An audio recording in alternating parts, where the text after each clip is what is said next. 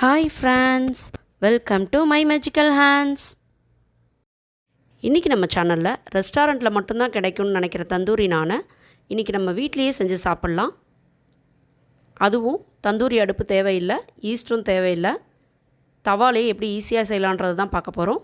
வாங்க வீடியோக்குள்ளே போகலாம். கோதுமை நான் செய்கிறதுக்கு தேவையான பொருள்லாம் என்னென்னு பார்க்கலாம். கோதுமை மாவு 1.5 கப் எடுத்திருக்கேன். அதுக்கு 1/2 கப் தயிர், வெதுவெதுப்பான பால் 1/2 கப், 1 டீஸ்பூன் சர்க்கரை, 1 டீஸ்பூன் உப்பு, baking powder 1/2 teaspoon, baking soda 1/4 teaspoon, 2 teaspoon எண்ணெய், 1 டீஸ்பூன் கருப்பெல் எடுத்திருக்கேன், 2 டேபிள் ஸ்பூன் கொத்தமல்லி தழை பொடி பொடியாக நறுக்குனது. இது சும்மா மேலே தூவுறதுக்கு தான். முதல்ல ஒரு மிக்சிங் பவுலில் கோதுமை மாவு எடுத்துக்கலாம். அதில் நமக்கு தேவையான அளவுக்கு உப்பு, சர்க்கரை வந்து நீங்கள் பெருசாக இருந்ததுன்னா பவுடர் பண்ணி கூட சேர்த்துக்கலாம்,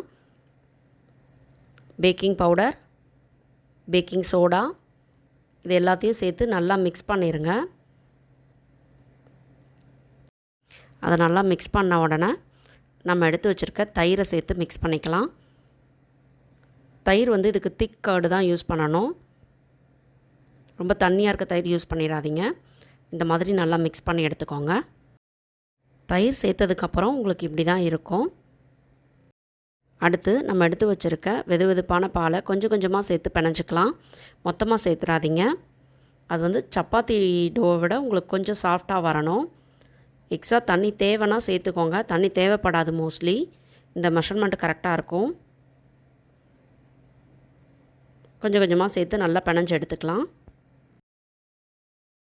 இந்த மாதிரி ஸ்மூத்தான மாவாக பிணைஞ்சிக்கணும். இது வந்து சப்பாத்தி மாவை விட கொஞ்சம் சாஃப்டாக தான் இருக்கும், ஆனால் கையில் ஒட்டாது.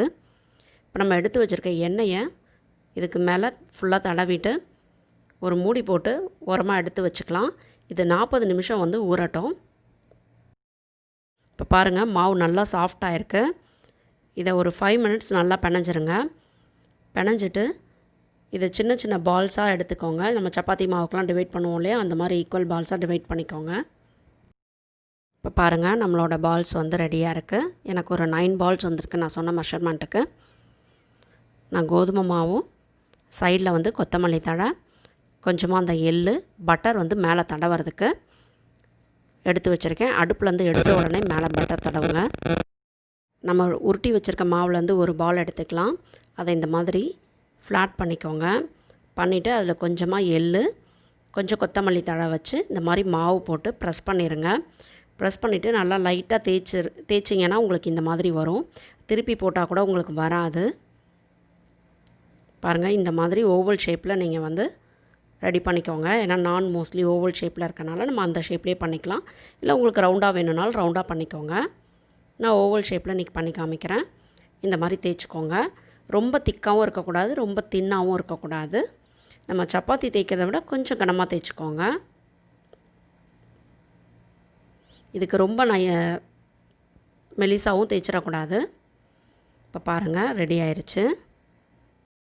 நம்ம தேய்ச்சி வச்ச நானை அப்படியே திருப்பி போட்டு பேக் சைடில் தண்ணி அப்ளை பண்ணுங்கள்.